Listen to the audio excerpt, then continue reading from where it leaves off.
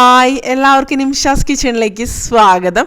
ഈ പ്രാവശ്യം നാട്ടിൽ പോയ സമയത്ത് ഇരിഞ്ഞാലക്കുട പിണ്ടിപ്പെരുന്നാളിൻ്റെ സമയമായിരുന്നു. എനിക്ക് തോന്നുന്നു ഞാൻ വർഷങ്ങളായിട്ട് പിണ്ടിപ്പെരുന്നാളിൻ്റെ ആ ഒരു സമയത്ത് ഉണ്ടാവാറില്ല കേട്ടോ.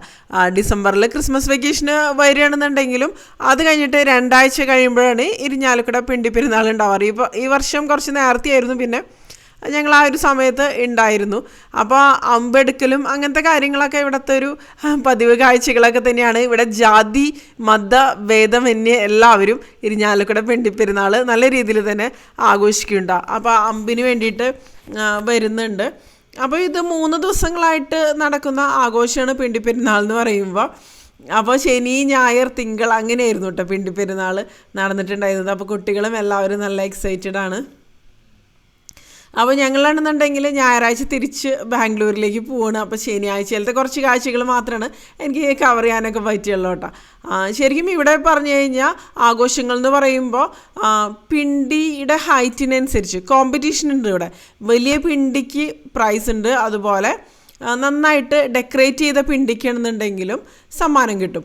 അപ്പോൾ അതിന് വേണ്ടിയിട്ട് കേരളത്തിൽ നിന്ന് പുറത്തുനിന്നൊക്കെ പിണ്ടി കൊണ്ടുവരാറുണ്ട്. പണ്ടൊക്കെ അങ്ങനെയാണ് കേട്ടോ, ഇപ്പോഴത്തെ കാര്യം എനിക്കറിയില്ല എങ്ങനെയാണ്. അതുപോലെ നല്ല ഭംഗിയിൽ പിണ്ടികളൊക്കെ ഡെക്കറേറ്റ് ചെയ്ത് അങ്ങനെയൊക്കെ വയ്ക്കും. അപ്പോൾ വൈകിട്ടൊക്കെ ആകുമ്പോൾ ഇത് കാണാൻ പോകുക എന്ന് പറയുന്നത് തന്നെ ഒരു വലിയൊരു ചടങ്ങൊക്കെ തന്നെയാണ് കേട്ടോ. അപ്പോൾ നമുക്ക് കാറിലൊന്നും പോകാനൊന്നും പറ്റില്ല, കാരണം ആ ഒരു ഏരിയയിലൊക്കെ നല്ല ട്രാഫിക് ബ്ലോക്ക് കാര്യങ്ങളൊക്കെ ആയിരിക്കും. അപ്പം നടന്ന് പോവുകയാണെങ്കിൽ നമുക്ക് ലൈറ്റ് അറേഞ്ച്മെൻറ്റ്സ് അതുപോലെ ഈ പിണ്ടിയുടെ ഭംഗി അതൊക്കെ നല്ല രീതിയിൽ ആസ്വദിക്കാൻ പറ്റുക കേട്ടോ. അപ്പം ഈ അമ്പൊക്കെ എടുത്ത് അവർ പോണ സമയത്ത് ഇവിടെ പടക്കം പൊട്ടിക്കലും അങ്ങനത്തെ കാര്യങ്ങളൊക്കെ ആയിരുന്നു. എല്ലാ വീടുകളിലും സാധാരണ കാണുന്ന ഒരു കാഴ്ചകളൊക്കെ തന്നെയാണല്ലോ ഇത്. ഈ പെരുന്നാളിൻ്റെ സീസൺ ആയിക്കഴിഞ്ഞാൽ പിന്നെ ഓരോ ഏരിയയിലും പെരുന്നാൾ കാര്യങ്ങൾ, അതിൻ്റെ തിരക്കുകൾ കാര്യങ്ങളൊക്കെ ആയിരിക്കും. അപ്പോൾ പല സ്ഥലങ്ങളായിട്ട് പല സ്റ്റേജുകളിൽ പ്രോഗ്രാംസ് കാര്യങ്ങളൊക്കെ നടക്കാറുണ്ട് കേട്ടോ. അപ്പോൾ അതേ കണ്ടില്ലേ, ലൈറ്റ് അറേഞ്ച്മെൻറ്റ്സ് കാര്യങ്ങളൊക്കെ നല്ല അടിപൊളിയായിട്ട് ഉണ്ട്. ഇതിനോടനുബന്ധിച്ച് വെടിക്കെട്ട് അതുപോലെ പ്രദക്ഷിണം അങ്ങനത്തെ കാര്യങ്ങളൊക്കെ നല്ല കാഴ്ചകളൊക്കെ തന്നെയാണ്. പക്ഷേ കുറച്ച് ഭാഗങ്ങൾ മാത്രമേ എനിക്ക് കവർ ചെയ്യാൻ പറ്റുള്ളൂ. ഇതാണ് ഇരിഞ്ഞാലക്കുട പള്ളി എന്ന് പറയുന്നത് കേട്ടോ. പിന്നെ പെരുന്നാൾ ഉത്സവങ്ങളുടെയൊക്കെ സ്ഥിരം കാഴ്ചകൾ എന്താ പറയുക, ഈ ഉഴുന്നുവട, പൊരി, അതുപോലെ കരിമ്പ് അങ്ങനത്തെ കാഴ്ചകൾ. കുട്ടികളാണെന്നുണ്ടെങ്കിൽ നല്ല എക്സൈറ്റഡ് ആണ്. കമ്പിത്തിരി അതുപോലെ മേശാപ്പൂ അതുപോലെയുള്ള കാര്യങ്ങളൊക്കെ, പടക്കങ്ങൾ പൊട്ടിക്കുക അങ്ങനത്തെ കാര്യങ്ങളൊക്കെ ഉത്സവങ്ങൾ അല്ലെങ്കിൽ വിഷു അങ്ങനത്തെ കാര്യങ്ങളുടെ സമയത്തൊക്കെയാണല്ലോ ഇതൊക്കെ നടക്കുക. അപ്പോൾ വൈകിട്ടായിപ്പോൾ അമ്പ് വന്ന് പോയതിന് ശേഷം ഇങ്ങനത്തെ പടക്കം പൊട്ടിക്കലും അങ്ങനത്തെ കാര്യങ്ങളൊക്കെ ആയിരുന്നു കേട്ടോ.